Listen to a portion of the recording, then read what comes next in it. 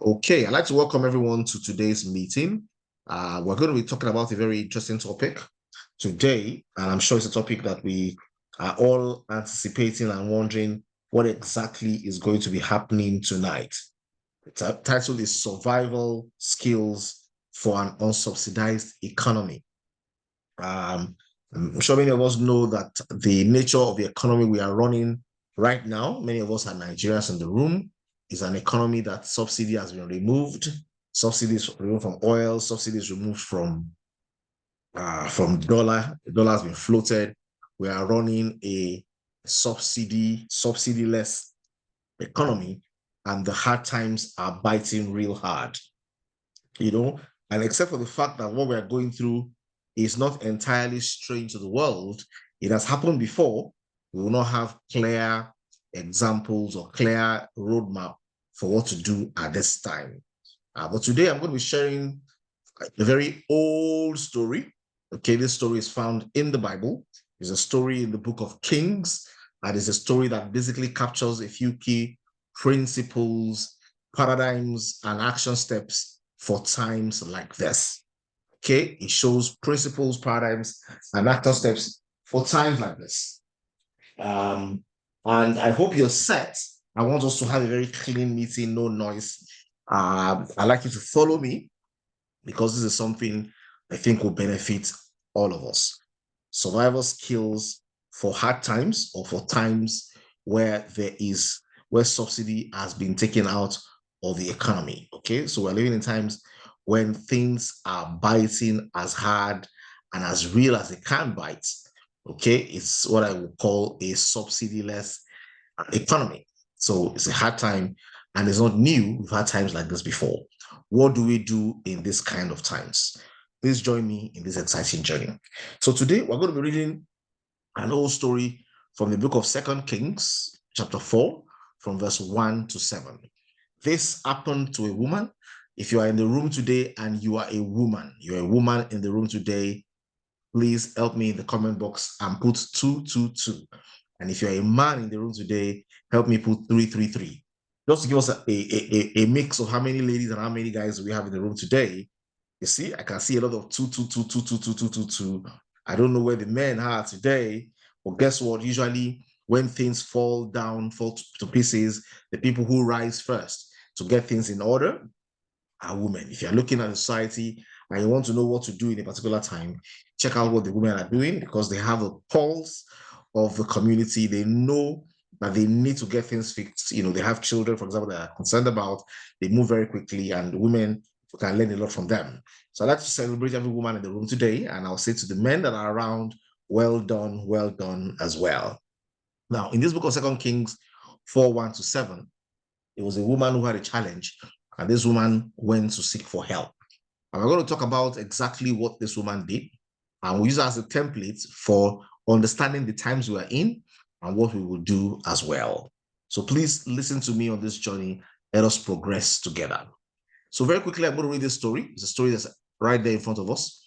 The story says, the wife of a man from the company of prophets cried out to Elisha, your servant, my husband, is dead, and you know that he revered the Lord. But now his creditor is coming to take my two boys as his slaves. It means we fall upon hard times. The person you know, I'm coming to meet you on behalf of my husband who used to work with you, who used to work for you. Maybe he has a retirement benefits, maybe whatever, but he worked with you and you know that he fears God. But now that he's dead, the creditor is coming to claim my two boys as his slaves. It's a time of financial challenge, tough times. Elisha replied, how can I help you? Tell me. And then he says, what do you have in your house? So Elisha says, I don't know how I want to help you. What exactly do you need from me? But then he says, you know what, tell me, what do you have in your house? And it says, your servant has nothing there at all, she said, except a small jar of olive oil. It means I don't have anything, but there's something I have, if that counts. Like something I have that if I'm counting, I can't count anything, but there's this little jar of olive oil that I have. Elijah said, go around and ask your neighbors for empty jars. Okay? Don't ask for just a few. Then go inside and shut the door behind you and your sons. Pour oil in all the jars. Okay, pour oil in all the jars. And as each is filled, put it on one side. Okay, so we give her a strategy. Ask her to go and get her sons behind the door and then pour oil into the jars. As each is filled, put it to one side. She left him and shut the door behind her and her sons. They brought the jars to her and she kept pouring. Then all the jars were full. She said to her son, "Bring me another one." But he replied, "There's not a jar left." The oil stopped flowing. Then the oil stopped flowing. She went and told the man of God, and he said, "Go sell the oil and pay your debts. You and your children live on the rest." Okay, he told them, "You and your kids, you and your sons can live on what is left." Okay, now that it's exhausted, live on what is left. Ladies and gentlemen, this is a very interesting story of a woman who fell upon hard times. Things were bad. Our key defender was no more. She had to handle things directly herself. She had to fend for herself and fend for her children. They had nothing left. We went to the prophet and said, "How do you want me to help you?" He said, "You know what? What do you have in the house?" I said, "Well, I have olive oil." And then say, "You know what? Go to your neighbors, ask your neighbors for empty jars. Don't ask for just a few. Then once you got in the jars, shut yourself behind the door and your sons, pour oil into the jars, so it's filled, put aside." And they did this. And the Bible says, this story says, they kept on filling the jars and filling the jars until the jars were finished. And then they went to the prophet again, to Elisha, and he said, "You know what? Take what you've just gotten, go and sell all the oil, pay your debt, and then you and your sons can live on what is left." Now, what I want to show us today are very interesting concepts and strategies for hard times that we can find in this very short little story. Okay, and I hope you're following me. Okay, there are a few things you can see already. And I'm going to give you the next 1 minute to just fill the comment box. Please, let's participate in this. Fill the comment box 1 minute with all the insights you can see from this. Okay, what can you see? Okay, what can you see? Somebody will say, no matter how bad things are for you, you always have something. That's something you have, you may think is relevant, but you do have something, and that something can be your starting point. Somebody else can say, no matter how much you think you have as a person, you will need others. And networking becomes crucial because she had to go to her neighbors. And that person will say, there's activity that you need to do. Okay. Someone says she met the right person. So please just share your own thoughts. What can you see? What is obvious to you? And I will re-emphasize your points before I share 6 key principles to leverage on in hard times from this story. Okay, so I have from Bartholomew Toro. She met the right person. Sometimes when we're going through hard times, it's about meeting the right people. Okay, it's about meeting the person who can guide, who can lead, who can inspire us in the right direction. Thank you very much for that thought. Okay, the Bible says the woman used what she had to get what she needed. Okay, we need to ask ourselves, take inventory. What do you have? What do you want? And how can you use what you have as a stepping stone into getting what you want? Thank you very much for that, Dr. Fumi. I know. Kigalamo says, seek help when things are not going the way it should. Many of us close our mouths when we have challenges. Closed mouths equals to closed destiny. Okay, if you do not air your needs, if you don't speak up, nobody can come to your rescue. Okay, sometimes it's embarrassing to cry for help, but it's better to cry for help and be embarrassed than to not cry for help and be embarrassed. So thank you very much for that one. Shout for help if it's not going well. You need to have something doing that God will bless. Okay, it's very difficult to bless somebody who has nothing they're doing. So you need to get into an activity that allows you to enjoy the blessings. Thank you very much, Mommy Show. Solid point. She never doubted the man of God. Okay, that sometimes we need to act in faith.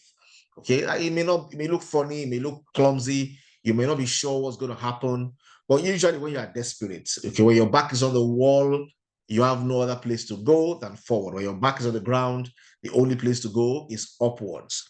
Okay, so you act in faith because of a desperation. Everyone has something they can use to get what they need. Everyone. Nobody is left out. Everybody can leverage on what they have and begin to plan for the future from there. Thank you very much. She got mercy at the point of need. Somebody said she got mercy at the point of need. Okay, mercy in this form was not direct, somebody providing for her. It was a strategy. And sometimes we get strategy from people and we still want bread from them. Okay, sometimes strategy is all you need. If you are in need, you don't have to give up. Think for a way out. Thank you very much. Be willing to follow instructions. Thank you very much. From a show, people must be willing to follow instructions, obey laid down rules. Okay. And so many more. God used what she has to bless her. No one is without value to exchange. Please celebrate yourself. Put your hands together for yourself. If you are there today, we have brought out many lessons from this story. Okay, many lessons. So this is a big no to a single stream of income. Okay, there are other ways in which a resource can come. However, there's always opportunity in every seemingly challenging situation.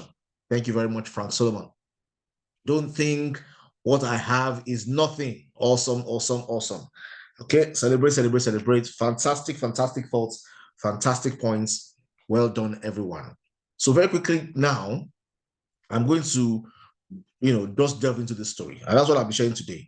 We all have an opportunity called Global Synergia, but I want to share with you the attitude with which you want to drive this, the attitude which you want to take this.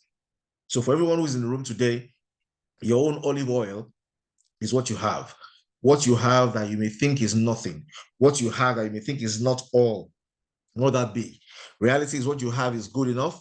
You just need to be able to follow some very basic instructions. Number one, I'm going to share 6 points, okay? And I'm going to share number one, and then when I'm done and it's clear to you, you're going to give me 111, and then we'll go to number two. When it's clear, we'll go to 333, and then we'll go to the next one until we cover those key points. The very first point I want to share with you today, number one, what we saw that happened with this lady that we can learn from. Okay, the very first point. Somebody can help me document it on that page there as I share the key points. Acknowledge the problem and seek for help. Okay, many of us play ostrich to the problem. We don't acknowledge the problem that we have, so we don't seek for help. The very first thing you find very evident in the life of this woman is she acknowledged the problem. She acknowledged she acknowledged the problem that she was facing. She was facing the loss of her sons to creditors. She was facing that problem. She acknowledged that it was a desperate and dead situation, and she ran to the prophet Elisha for help. Okay, we need to learn to face reality and seek support. When facing harsh times, it's essential to confront the problem head on rather than ignoring or denying it. Seek guidance, seek counsel from someone with the experience, wisdom, or the resources to help. Many of us are always too fixated on resources. We do not value sufficiently experience and wisdom. Okay, look for someone with experience, wisdom, or resources to help. Okay, just as the widow sought for help. Identify the real challenge you are facing. Reach out to trusted mentors, advisors, or even community resources. Understand that asking for help is not a sign of weakness, but a proactive survival strategy. Asking for help is not a sign of weakness, it's a proactive survival strategy. So acknowledge the problem and seek for help. Ladies and gentlemen, there are many things going on around today. People have challenges and it's real. We belong to a community. We have access to people, to uplines, to teammates, to downlines, to leaders in various shapes and sizes. If you know that there's a challenge, okay, you're not earning enough, you need resources, you may want to ask, how can I do this, my business? What can I do that can allow me to create value? Acknowledge the problem and seek for help. Understand that seeking for help is not a sign of weakness, it's a proactive survival strategy. If this is clear to you, this point of one is clear to you, please give me 111 so that we can move on to number two. Give me 111. Okay, awesome. I can see 111 already. Number two, okay, access and leverage existing resources. Okay, access and leverage existing resources. They asked her a question, what do you have in the house? She replied, nothing at all except a small jar of oil. Okay, nothing at all except a small jar of oil. Access what you already have. Even when it seems like you have nothing, there's often a small resource or asset that you can leverage to recreate opportunities. Ladies and gentlemen, if you're in the room today and you're in Global Synergia, you have something. you have an existing resource that you are not leveraging enough. If you are not VIP, there's vacancy above you. If you are not quads, if you are not topaz, there's space above you. If you are not amethyst, you are not topaz, there's space above you. There's what you can leverage. Okay, assess what you already have, even when it seems like you have nothing. Take inventory of your skills, your talents, your resources, no matter how small they may seem. Look at things you might be undervaluing. Okay, it can be your network, it can be the small amount of money you have, or it might just even be an idea. Use it as a starting point to create new opportunities or solutions. You have something, even beyond your global synergy business. You may have an idea. You may have relationships you have not paid attention to in a long while. You may not even realize that the capital you have, which you have kept as a land or kept as something, can be useful for value for you to be able to access a lot more possibilities and opportunities. You have something. There's something you have that you need to learn how to leverage. Please take inventory. Take inventory of your skills, your talents, your resources, no matter how small you think they are, okay, and begin to put them to work. If this point is clear to you, please give me 222 as we move on to the next. Thank you very much, Dr. Fumi. Since I leverage existing resources. Give me 222 and we move on to the next point. Thank you very much. Point number 3, leverage relationships and networks. Leverage relationships and networks. The prophet instructed are go and borrow vessels from all your neighbors. And this is a true test of your neighborliness. That if you have been a stuck-up person who doesn't relate with people, who doesn't engage with their community, who doesn't engage with their neighbors, it will show because you have nowhere to run to, no network to use, no relationship. You don't begin to build your way to water when you are thirsty. You build your way to water long before the thirst comes. Our best networks, our best connections and relationships are built long before we have a need. Okay, do not wait for you to need to make withdrawals before you begin to make deposits. Begin to build credibility and trust with people by making deposits to their emotional bank accounts long before you need to make a withdrawal. Okay, leverage relationships. It says, go and borrow vessels from your neighbors. Do not borrow a few. Okay, leverage your network to expand your capacity. When times are tough, your network can be a valuable resource. The widow's neighbors contributed empty vessels, expanding our capacity to receive the oil. She didn't need to face the problem alone. Okay, build and utilize relationships and community connections. Ask for help or collaborate with others who may have resources or information you lack. Don't limit the number of your connections or potential help you seek. Ask. Do not gather just a few. Ladies and gentlemen, one of the phenomenal things that the prophet did for this lady was he got her out of her comfort zone. He got her to be able to engage the community around her and find what others around you don't need that can be useful for you. I'm sure when she returned the jars to them, she could have returned it with a little oil. She could have returned it with something little for them as thank you. Because now she had broken away from poverty and she had got into a realm where she could now sell and take care of her future, pay her debts and take care of her future. Okay, so you need to learn how to leverage relationships and networks. If you don't have relationships and networks, this opportunity, Global Synergia, forces you to build one. And you keep on sharing, you keep on telling, you keep on asking, and do not gather a few. Some people are fine when they have 4 people in their team. They think they've done it all. No, gather not a few. Make sure that your life is surrounded by people because you're going to need them. There's a song in my language that says, human beings are the clothes that I use to cover my body. What truly covers you is not the clothes you wear. Okay, it's people around you. For every cloth you wear, you need to have 1 or 2 friends equivalent. You know, you have to have maybe double the number of clothes as friends because these are the ones that cover you truly. If you understand this, you need to leverage relationships by opening your mouth, by connecting, by leveraging social media, by ensuring you're constantly building a pool of leads, of friends, of people that you know. Please give me 333 as we move on to the next point. 333. Okay, thank you very much. Consider leverage relationships and network. And I can see our 333. Number 4, take action and work diligently. Ladies and gentlemen, if you are not doing anything and you claim that you are standing on the promises, okay, you are just hanging around in the premises. Okay, Blessings don't fall on people who don't put their laps under where blessings are falling. If you want to be able to make critical change, you need to take action. Once the widow collected the vessels, she poured the oil into them until every vessel was full. This is hard work. It's hard work arranging the vessels in the room. It's hard work filling them one by one and separating them to another room. This looks like manufacturing activity. It looks like a process. They have inputs, they have outputs. They have a warehouse, they have raw materials, and they have storage, and they have movement. There's logistics. This looks at the whole, the whole paradigm of how a business is run.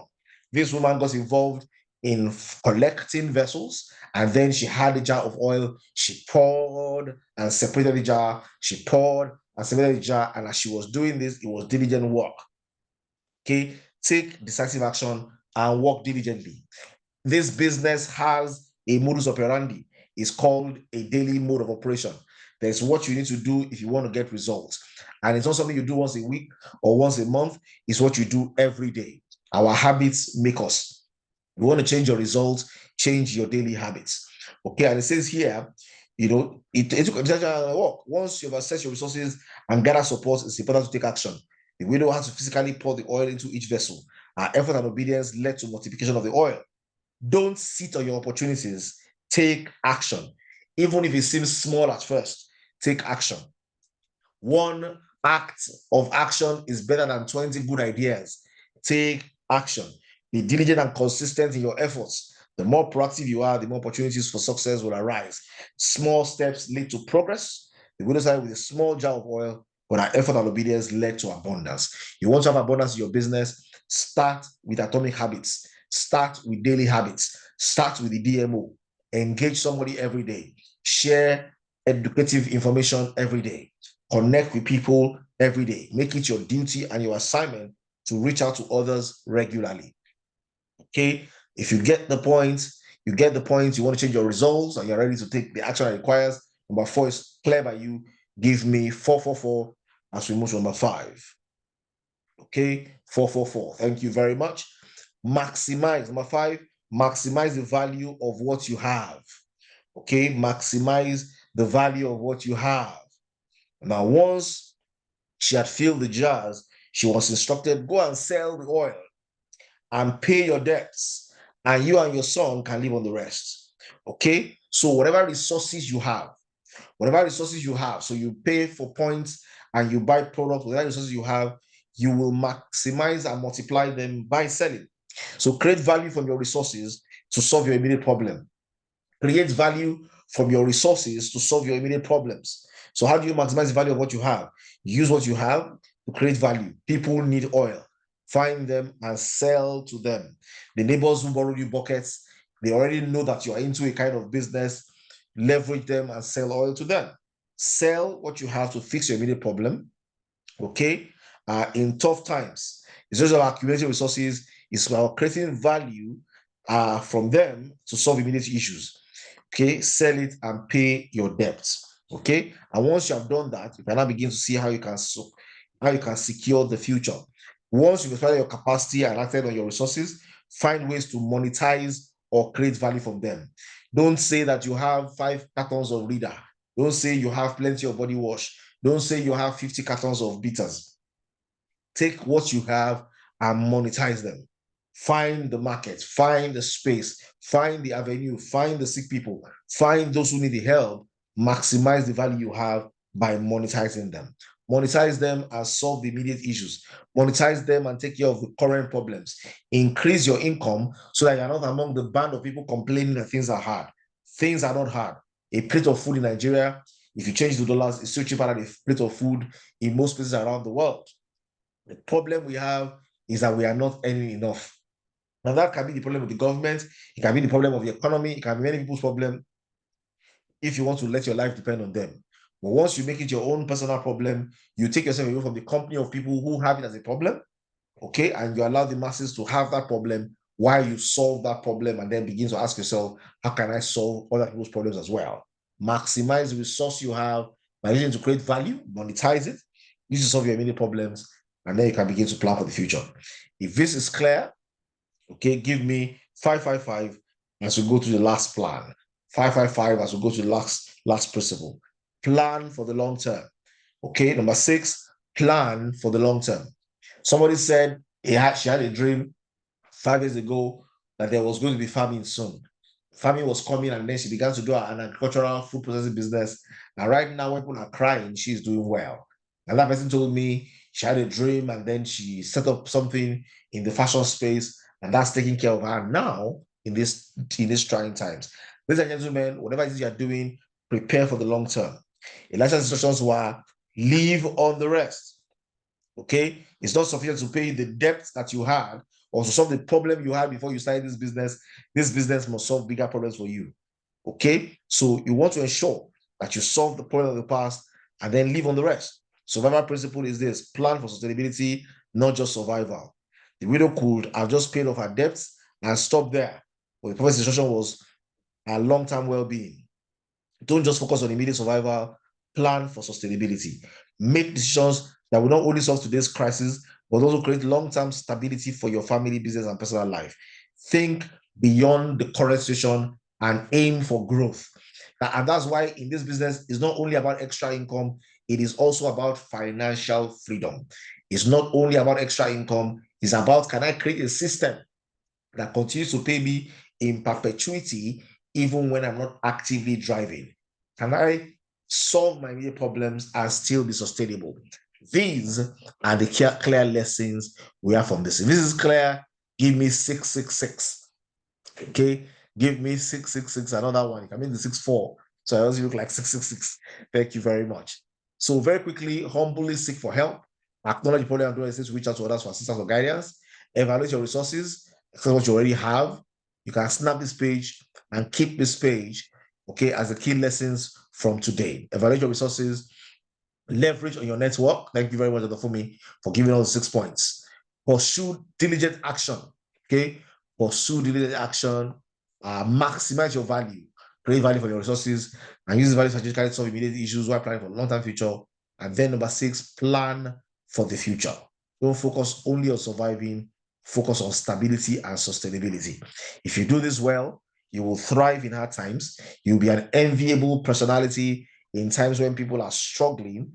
You have a formula on how to live, and you can always introduce them to what you're doing so that they can make a difference in their lives as well. You can snap this slide. It gives you a snapshot of everything we have talked about. Ladies and gentlemen, when you're taking your inventory very quickly for the next 5 minutes, let me just share with you what we have. We have Global Synergia. It's an opportunity to empower yourself, empower others, and empower the world. We have a company that has management across the world and in Nigeria. Your entry level into this is either $40, $100, $220, or $500. The highest value is the best value. Every other value is a contributory value until you get to VIP. Now, once you get to VIP, you realize that there's no way forward into the higher PV ranks except you build a team.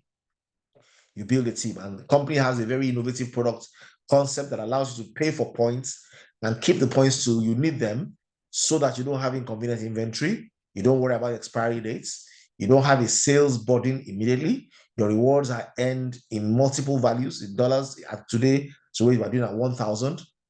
You can redeem your products in multiple locations. You have immediate access to international markets. You can integrate other products easily, and the marketing plan is shielded from fluctuations because of this very interesting proprietary model. Our products, people that invited you here can tell you more about our products. They are a hit back to back, and they have NAFDAC approval, FDA approval, ISO certified, ALAL. We've done safety tests, toxicity tests, preclinical trials, and they only have uploaded to the market today with clinical trials. Ladies and gentlemen, we have digital products, books, videos, and audios.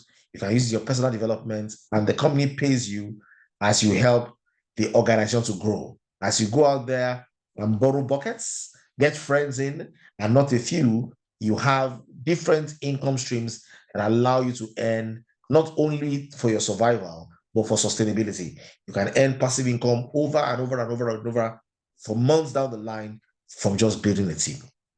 Ladies and gentlemen, I don't have all the time in the world to share with you about this and let you know about this, but you want to grab the person that told you about this and say, you know what, when tough times, I want to increase my income and solve my immediate problems. I also want to become financially free. and build a system that allows me to continue to earn based on the structure I've placed over the next 2, 3 years, 4 years, 5 years, can earn in perpetuity from what I've created. Ask somebody to show you the plan and the action steps, and then dive into it. Ladies and gentlemen, I want to welcome you into an amazing season. It's a season where many people are complaining, but it's a season where many people will rejoice as well. So do not let this opportunity pass you by. Connect with the person that invited you here today, and let's do magic together. Thank you very much for having me today. I hope with these few words of mine, I've been able to shed sufficient light on why you need to be in global synergy. And I've highlighted a few strategies you can maximize in these times to ensure that when others are complaining and saying that things are rough, you can say, I found a handle, found a way that works, and it can work for you as well. Ladies and gentlemen, I am so super, super excited about this opportunity that we're driving. I want to encourage everyone who is here today, do not just hang by the side and watch what is going on. Be in the center of the action. Let us be able to tell and write your story. Thank you very much.